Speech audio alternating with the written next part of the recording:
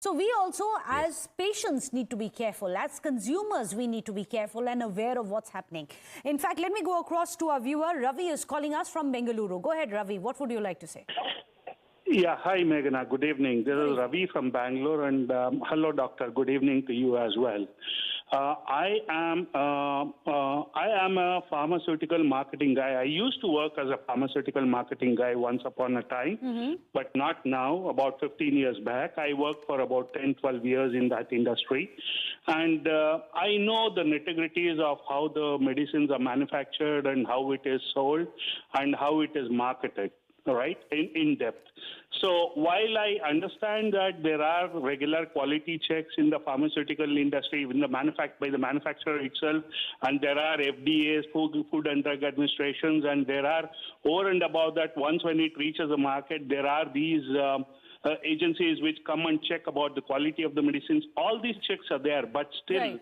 I would like to believe that the drugs which are manufactured over a period of time, say, for example, very common drugs like pharmaceutical, like paracetamol or some anti-allergic drugs or something, the people should not go wrong in manufacturing those because they have been manufacturing for these for about 10, 12, 15 years now.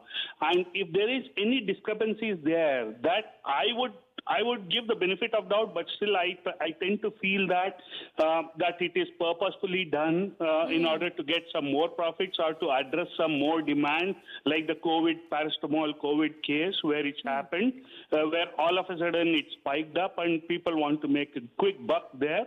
But I feel that if the drug is manufactured for 10, 15, 20, 30, 40 years now, right. In the same premises with the same thing, I don't know why the quality should reduce. Why would the quality change? So he's essentially saying, Dr. Khanna, that it's possible that this is intentionally done, that there is corruption. After all, when these drug regulators had asked these questions, most of the manufacturers now have been saying that all of this was actually not done by them, saying that it is not from our batch, perhaps it's spurious in nature.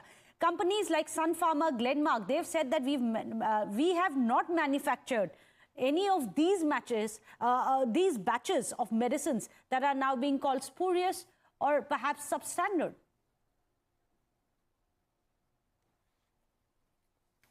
Absolutely. I mean, corruption is at the root of the whole problem, and that is corruption and greed, and that is what it is.